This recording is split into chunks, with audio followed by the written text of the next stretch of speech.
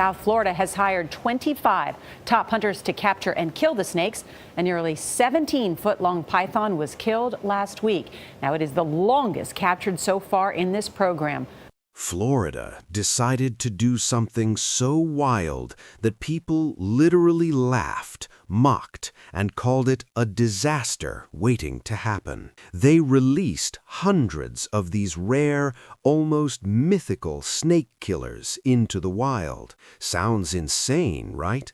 Everyone swore it would backfire. But here's where it gets crazy. The exact thing people dragged them for ended up flipping the script and shocking the world. What started as a joke turned into something no one saw coming.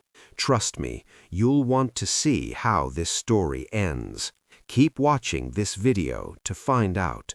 Come along. Why Florida was mocked for its python strategy. When Florida first revealed that it was going to pay people to hunt invasive Burmese pythons, many people in the conservation world could hardly believe it. They wondered if this was really the kind of solution that made sense.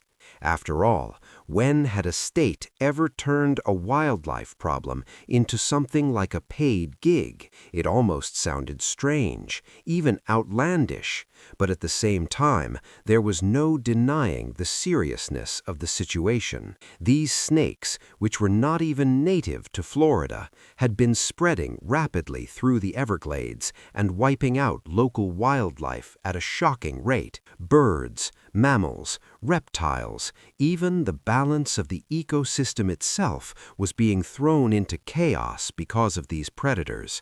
So what could Florida really do other than take a gamble on something bold, even if it made people shake their heads in disbelief? When you're faced with the slow collapse of an ecosystem, is it wiser to play it safe or to risk trying something unconventional that just might work? Florida's decision left many people laughing, mocking, and calling it outrageous. But the truth is, what came next was nothing short of astonishing, and trust me, you'll want to stay with me till the very end for the twist that silenced the critics. The South Florida Water Management District took the first step in 2017 when it launched the Burmese Python Elimination Program. It did not open it to just anyone at first. Instead, they carefully chose 25 people they described as spirited individuals for what was supposed to be a short 3-month pilot project. It almost seemed like an experiment. Could regular people, motivated by payment and purpose, make a dent in this massive problem? These participants were promised modest wages, just a little above minimum wage, at $8.15 per hour. On top of that, they could earn bonuses depending on the size of the snakes they caught. $50 for a python under 4 feet, and an additional $25 for every foot beyond that. In a way, the pay scale seemed an odd mix of science, strategy, and incentive. Wouldn't anyone be tempted to aim for the longest snakes possible just for the extra cash? But then again, wasn't that exactly the point? Because the largest snakes were often the most dangerous to native wildlife. As the months went by, something surprising happened. This program, which sounded like a temporary fix or even a publicity stunt, actually began to gain traction. It did not just survive after the trial period ended. Instead, it grew. More contractors were brought on board. Payments were adjusted and improved, making the work a little more attractive and sustainable. Before long, contractors were earning between $13 and $30 per hour while actively searching for snakes, and they still received bonuses for length. To sweeten the deal, they could also earn $200 for every verified active nest they destroyed. And anyone familiar with invasive species would know how significant that was, because every nest destroyed meant dozens of hatchlings prevented from entering the wild. Isn't it true that sometimes prevention can be even more powerful than cleanup? By the time the program reached its next stage, the scope was much larger. What started with only 25 hunters now had doubled to 50 contractors, each covering vast areas that spanned 9 counties across state, federal, and county lands. This was no longer just a quirky pilot project. It was now a long-term plan with real money, real manpower, and real results. The district even went a step further and added a new incentive, a $1,000 monthly bonus for whichever contractor caught the most snakes in that period. That meant there was now not only personal motivation, but also competition. Wouldn't such a reward push people to work harder, hunt smarter, and bring in more snakes than ever before? Looking back, the program's story is almost a reminder of how unconventional solutions can sometimes turn into the most practical ones.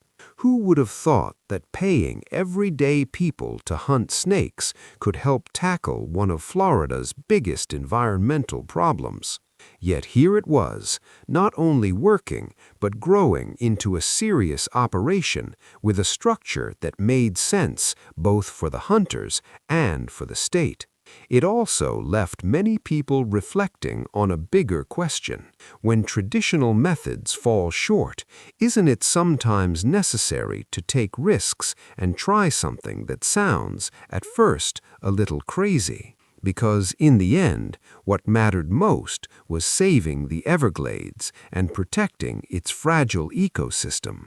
And if that meant turning snake hunting into a paid job, then so be it.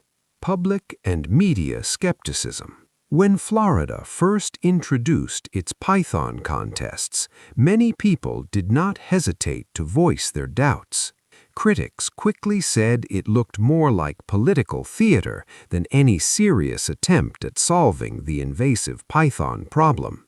They felt that instead of being a real conservation effort, it was more of a show, a way for politicians to pose for cameras, for sponsors to flash their names, and for everyone to act as if something big was being done. But was it really making a difference? That question came up again and again.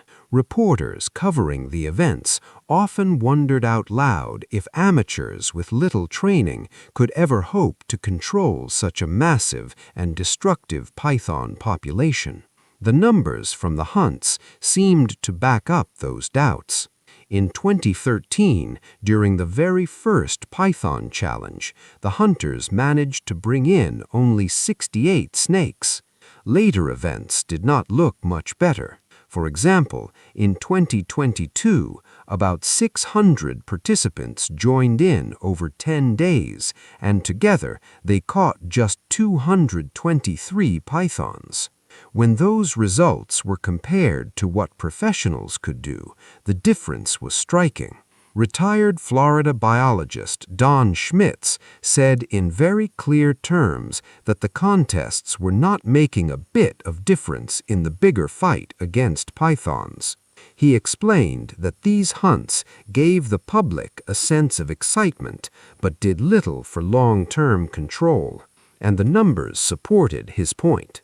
While hundreds of challengers worked hard in the contests, official contractors working with the Florida Fish and Wildlife Conservation Commission were bringing in far higher results. In fact, in a single month, these contractors captured 307 pythons. That was more than what all the challenge participants combined could collect in 10 full days. So, people naturally began to ask, if professionals are this effective, then what was the point of staging these large public hunts? Were they more for awareness than actual impact? Or were they meant to simply grab headlines? Observers often commented that the events looked more like festivals or publicity stunts than genuine conservation strategies. Some people even questioned whether the time and energy spent on organizing such contests could have been better invested in training more contractors, using better tracking methods, or supporting scientific research on python control. They also pointed out how the python problem was far more complex than just catching a few hundred snakes once a year. After all, these invasive reptiles have spread across the Everglades for decades, reproducing at fast rates and thriving in an environment where they face few natural predators.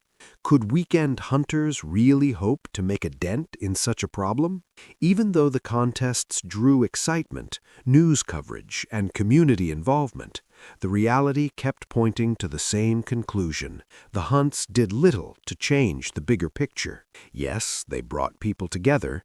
Yes, they made headlines. And yes, they made Floridians feel as though something was being done. But in the end, when compared to the steady and systematic work of professional hunters, the results showed only how little difference these public contests actually made. And that left many people asking the hard question that never seemed to go away. Was the goal to truly solve the python crisis, or was it to make people believe that something was being solved? Beyond questions of effectiveness, ethical concerns mounted. People for the Ethical Treatment of Animals, or PETA, expressed concerns about humane euthanasia methods, stating that the true test of a civilization is whether it can solve its problems humanely. PETA advocated that pythons should only be killed using a penetrating captive bolt gun or gunshot to the brain. At this point, the story takes a sharp turn.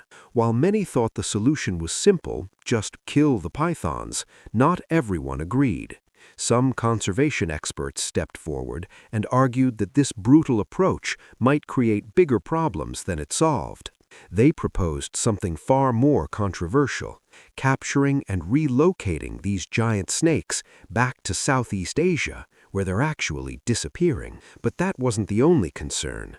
Amateurs joining the hunt caused chaos, from killing the wrong animals to destroying fragile nests. And just when it seemed complicated enough, an even bolder idea emerged: the strategy of releasing hundreds of rare snake killers. Keep watching till the very end to find out. The strategy of releasing hundreds of rare snake killers has turned into something far more advanced than people could have imagined years ago. At first, it was about hunters trying to catch as many as they could, but over time, experts realized that the snakes were far too clever and widespread for simple bounty hunting to ever be enough. So now, the effort has grown into a multi-layered battle that combines the natural instincts of the snakes themselves with modern technology. It almost sounds like something out of a movie, doesn't it? People often ask, who are these so-called rare snake killers? Strangely enough, the answer is the snakes themselves. Scientists have learned to use certain pythons, often called scout snakes or Judas pythons, as living trackers. These are usually male Burmese pythons that undergo surgery to have radio transmitters implanted in their bodies. Afterwards, they are released back into the wild, not to roam freely, but to unknowingly betray the very species they belong to. The Conservancy of Southwest Florida, for instance, keeps track of about 40 of these Judas pythons at any given time. Each one becomes an unwilling spy. Among them, one snake named Luther has become something of a legend, as he has been tracked for more than 10 years and has led scientists to female pythons over and over again. Isn't it almost ironic that a python has become one of the most effective tools against other pythons? The way the state trains and deploys these scouts is quite fascinating in itself. Scientists do not simply pick any random snake and set it loose. Instead, they carefully capture adult male pythons, many of which come from programs like the Python Elimination Program. Then, after the surgical implant of a transmitter, these snakes are placed back in specific locations where researchers believe they will be most effective. But here is where things get interesting. The real power of the Judas pythons comes alive during breeding season, which runs from December to April. That is when males are naturally drawn to females because of the pheromones females release. By following a scout python, scientists can often locate entire breeding groups, sometimes containing up to 8 pythons at once. The snakes are, in essence, lured by nature, and unknowingly they lead researchers straight to their own kind. It's almost like asking, what better way to track down a python than to let another python do the work? The science behind this strategy is surprisingly simple, yet deeply effective. It all comes down to the way these snakes behave during reproduction. Females give off sex pheromones that are irresistible to males. A study that followed 25 Judas pythons for 5 years found that in nearly 1 out of every 4 cases, the scout snake led scientists to new pythons. Each time that happened, anywhere from 1 to 4 more snakes were captured. While this may sound like small numbers at first, the impact is far greater than it seems. Why? Because many of those captures are breeding females. By removing a single female, scientists prevent her from laying potentially dozens of eggs, sometimes up to 100 at a time. Over the years, this method has kept more than 20,000 python eggs from ever hatching since 2013. That is thousands of future snakes that will never invade Florida's ecosystems. One might wonder, is that not a huge victory already, even if the process is more expensive than traditional road surveys? And yet, the fight does not stop with just snake spies. Technology has now been brought into the picture in ways that might make one pause and think, are they really using robots against snakes? The answer is yes. Florida has deployed around 120 robotic rabbits that act as decoys. These are not simple toys or stuffed figures, but highly sophisticated devices. They are solar-powered, they move in ways that mimic real rabbits, they release scents that smell like live prey, and they even give off heat signatures. From a python's perspective, these robots are as real as it gets. Each one costs about $4,000, which might seem like a lot, but when you consider their potential in trapping such dangerous predators, it begins to make sense. To make the plan even more efficient, these robotic baits are watched by video cameras with AI systems that can instantly notify officials when a snake comes close. Isn't it incredible to think that a predator as ancient and adaptable as a python is now being fooled by man-made machines? On top of this, scientists are also using near-infrared cameras that can detect snakes at longer distances than normal cameras, particularly at night when the snake's natural camouflage is less effective. When one steps back and looks at the bigger picture, it becomes clear that the battle against Burmese pythons is no longer a matter of chance encounters or luck. It is a carefully planned mix of biology, behavior, and technology working together. Some might ask, will these efforts ever completely rid Florida of pythons? Perhaps not entirely, since the snakes are already deeply established, but every captured female, every intercepted egg, and every deceived python scout brings balance back to an ecosystem that has been under siege for years. And maybe the real question people should ask is this: if humans can learn to turn the very instincts of an invasive predator against itself, doesn't that show that nature and science, when brought together, can create solutions that are as surprising as they are effective? The unexpected results that changed minds. For years, many people doubted Florida's bold and unusual approach to dealing with the invasive Burmese python problem, and some even laughed at the idea of holding annual python hunts as a serious solution. But now, the results are speaking louder than the skeptics ever did. The strategy that was once mocked has turned into one of the most remarkable success stories in wildlife management, and it is transforming the future of the Everglades ecosystem in ways that no one could have predicted. The numbers alone are staggering. In the 2025 Florida Python Challenge, a record-breaking 294 Burmese pythons were removed, setting a new standard for what determined people can achieve when they rally behind a common cause. Since the year 2000, more than 22,000 pythons have been eliminated from Florida, and just in the last several years, state contractors have taken out more than 14,000 on their own. When the Conservancy of Southwest Florida reported that they had removed 20 tons of pythons from the western Everglades, it made people pause and ask themselves, how much damage would all those snakes have done if they were still out there? The impact is not just in numbers, but in the life that is slowly returning to places where the snakes once seemed unstoppable. People often wonder if efforts like this really make a difference, and the answer, according to scientists, seems to be yes. Areas where snake removal has been most concentrated are beginning to show signs of recovery. Native wildlife, which had been declining for years, is starting to reappear. Researchers are finding fewer of the massive female pythons that once dominated the landscape. Why does this matter? Because every time a large breeding female is removed, thousands of potential python eggs are prevented from ever hatching. In fact, estimates suggest that about 20,000 eggs have been stopped from entering the ecosystem simply because those females never got the chance to reproduce. That is not just progress, it's protection for countless birds, mammals, and reptiles that call the Everglades home. The shift in how both the public and experts view this program has been dramatic. What was once dismissed as little more than a publicity stunt is now being hailed as perhaps the most effective management strategy ever attempted for the python crisis. Participation from the public has skyrocketed, too. In 2025 alone, 934 people signed up for the Python Challenge, a sign that Floridians are not only aware of the issue, but eager to be part of the solution.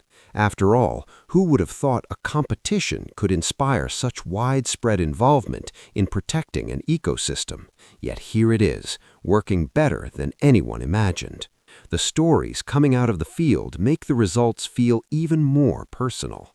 Take Donna Khalil, a professional hunter who managed to capture 56 pythons during a single challenge. Think about that for a moment. One person, in just one event, removed dozens of snakes that might otherwise have gone on to consume countless native animals.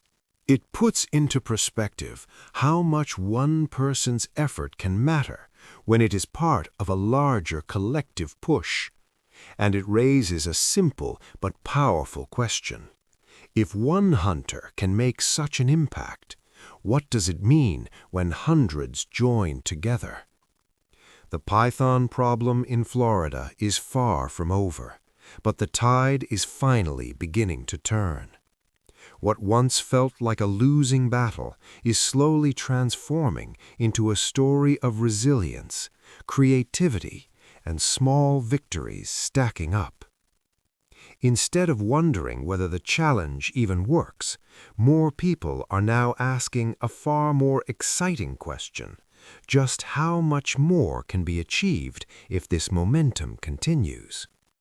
That mindset shift alone may be one of the greatest successes yet, and if you stick with me until the end, you'll see why it changes everything for wildlife management. What this means for the future of wildlife management. Florida's Python program has often been spoken about as one of the most fascinating examples of how a controversial idea can grow into something far bigger than anyone first imagined. People remembered how, in the beginning, the idea of managing giant snakes that had taken over parts of the state sounded almost like a desperate experiment, and many doubted whether it would work at all. Yet over time, that very experiment grew into what many now describe as a conservation blueprint, a model that continues to inspire discussions on how to handle invasive species in other corners of the world. Wasn't it interesting, they asked, that something once laughed at as unrealistic has now turned into a success story that scientists and policymakers often point to with pride? The lessons learned from the Florida approach became clear as the years passed. Observers explained that the Python control plan showed everyone that no single solution was enough to tackle such a massive challenge. Instead, they discovered that combining several strategies was the real key to success. They pointed out how the plan worked in two directions at once, focusing on both eradication and education, and they said this dual strategy turned into a guide for other states and even other countries facing invasive threats of their own. People stressed that the most powerful lesson from the program was that innovative solutions, even if they sounded unusual at first, deserved serious consideration, especially when the older traditional methods simply could not keep up. After all, how else could anyone move forward if not by trying something new when the old ways had already failed? The creation of the Python Patrol program further showed the value of early detection and rapid response. Many experts highlighted how the program taught them that it was not enough to only remove the species once it had spread too far. What truly made a difference was having people ready and trained to spot problems early on so that quick action could prevent much larger disasters later. One might ask, doesn't that idea apply to so many other problems in life as well? Catching an issue while it is still small before it turns into something impossible to control. This, they noted, was one of the most practical and transferable lessons from the Florida case. When people wondered whether this model could be useful elsewhere, the answer seemed to be yes. Florida's willingness to rally its community, to build awareness, and to invest in actual removal programs gave others a clear example of how things could be done. Observers described how this framework offered more than just a plan for snakes. It became a kind of pathway for scientists, community members, and decision-makers to come together, share responsibilities, and act in unison. Many said that in a world where globalization has made it easier than ever for invasive species to spread, the need for such coordinated efforts has never been greater. After all, if Florida could create a system for managing pythons in its fragile ecosystem, why couldn't other regions apply similar methods to tackle feral hogs, destructive insects, or invasive plants threatening their own environments? In the end, Florida's Python program was seen not only as a response to a local crisis, but as an example of how humans can adapt when faced with overwhelming challenges. People reflected on the fact that at its heart, the program told a bigger story, one about innovation, persistence, and the courage to try new approaches even when many doubted the outcome. And isn't that, in a way, the very essence of progress? The willingness to test the unfamiliar, to learn from mistakes, and to build models that others can one day rely on. Through its bold strategies, Florida not only fought back against an invasive predator, but also gifted the world with a blueprint for facing similar battles wherever they may arise. But here's the twist many people overlook. The fight wasn't just happening in government offices or behind the closed doors of science labs. It was happening in neighborhoods, classrooms, and backyards where ordinary people discovered that their voices and actions mattered. Curious children asked questions that sparked awareness. Volunteers gave time and energy when it seemed impossible to make a dent. Families turned conservation into a daily habit, and strangers united around a shared mission of protecting what they loved.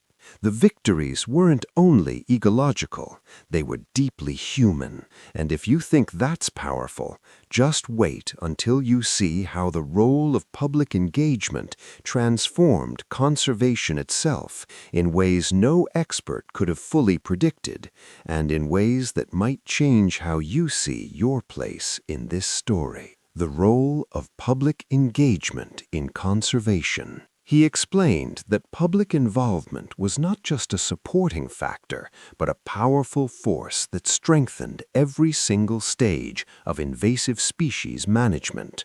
It was said that when communities were brought into the process, the outcomes were always better because there were more perspectives, more ideas, and above all, more trust between the agencies in charge and the people affected. After all, wasn't it easier for people to accept tough decisions when they felt that their voices were heard and their concerns mattered? He mentioned that programs like Don't Pack a Pest had shown just how impactful awareness campaigns could be, since they taught ordinary people how easily invasive species could be spread, and how a little bit of caution could save a whole ecosystem. Similarly, exotic pet amnesty gave people a chance to do the right thing by surrendering pets they could no longer care for instead of releasing them into the wild. And wasn't that a far better solution than letting another destructive species slip into an already fragile environment?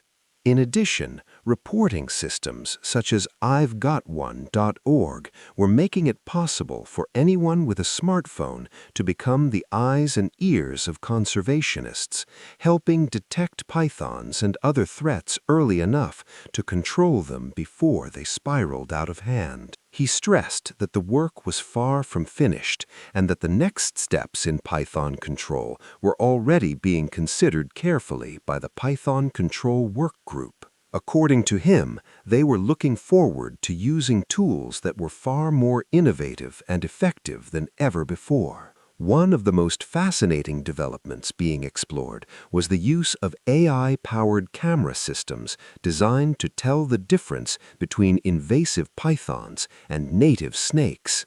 He asked, wasn't it remarkable that technology could now be trained to recognize the slither of a python against the backdrop of Florida's wetlands? That kind of progress showed that science and community action could work hand in hand, with one offering advanced tools and the other offering a human network of support.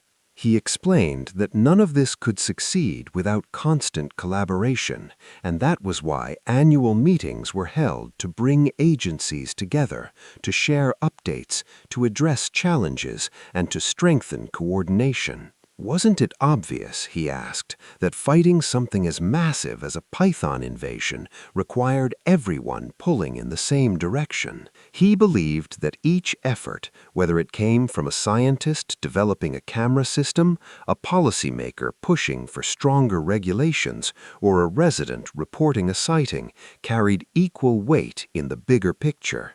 It was said that this unity, this weaving together of expertise, vigilance, and public trust was the key to protecting ecosystems from invasive species now and in the future. With this, we have come to the end of this video. Thanks for watching. If you enjoyed this video, do well to like, comment, and subscribe for more content. To enjoy more thrilling stories, click now on the following video that pops up on your screen.